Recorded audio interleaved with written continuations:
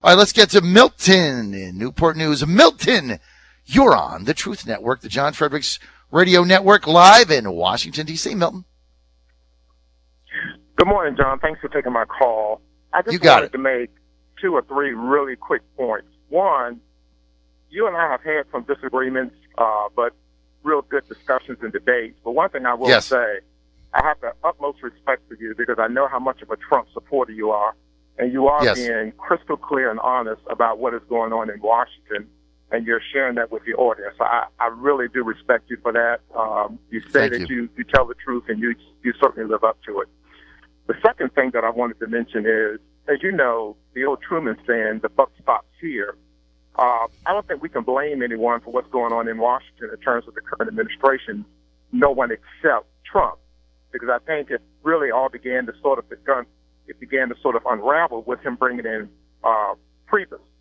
Yes. That's just like putting the fox in the chicken coop. But that said, I think Trump needs to make a change, but are there conditions out there that's causing him to believe that he needs to make the change? For example, the rally he just had, my understanding was that there were like 20,000, 30,000 people camping out to hear his rally. Well, if they're continuing to do this, that certainly is giving him the impression that his supporters believe that things are, going along swimmingly. The last point I want to make is you obviously are experiencing incredible frustration with what's going on or not happening in Washington. And I made a point earlier on, several months ago, that there were a lot of high expectations for Trump making major changes once he became president. My fear was that if he did not make those changes, that the people who supported him would take either one of 2 paths. They'll just become apathetic and say, we tried, we just give up, or they'll take to the street. And I think just listening to you, I think there's a chance that the latter may actually happen, because I think you certainly are someone that can exercise self-control and think things through. But I think there are a lot of people out there who are so invested with Trump and who so much desire to see him make these changes that they may feel that level of frustration and begin to exercise it in some overt physical, manner of some sort. So anyway, those are the 3 points I wanted to make. I'll just hang up and listen to you react to them if you care to do so. Well, Milton, thank you. Number one, I do tell you the truth. And I'm a true believer in Trump and his agenda. So I come from that perspective. I'm a true believer. And I'm very disappointed in what I've seen. And the fact of the matter is, the rally in Iowa yesterday, people still support him. He has the base. But it's tough to listen to. I mean, I'm happy there's 30,000 people there. People want to believe in this guy. They want to believe in this agenda. They want to believe that it's the media's fault. And so the danger is he's got to get this done. And so you're going to run out of rally enthusiasm in another 6 months. You got to get this done. And he's got to take bold action, and he's not done that. Now, there's a lot of things he's done with executive orders. No question about it.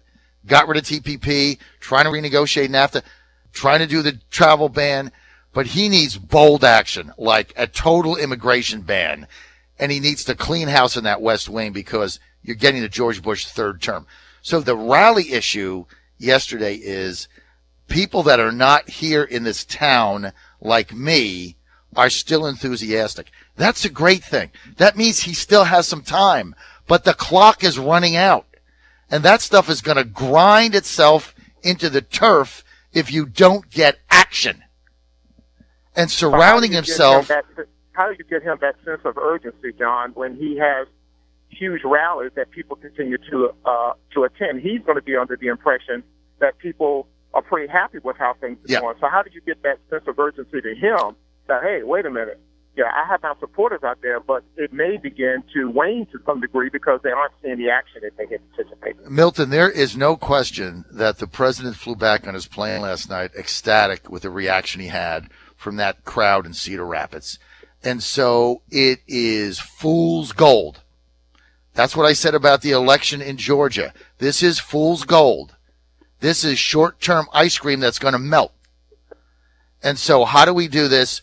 I am determined over the next month, come hell or high water, that I am going to get the message out. I don't know how I'm going to do it. I'm not that big. I got a lot of contacts and resources, and I got a lot of people I'm rallying here behind the scenes that agree with me. And we are going to get the message out. We have enough platforms in order to do that. And I tell you, the only thing these people in that West Wing, led by Reince Priebus, the only thing they react to is when media gets on them with a platform. That's it. They don't care about anything else. I'm going to find a way, working on it, but we got to get their attention. We've got to get their attention, and we got to get it fast. I'm working on it, man. Effort, John, and just good luck with that, and just let your listeners know what we can do, because I would support. But thanks for taking my call. Thank you, Milton. And here's what our listeners have to do.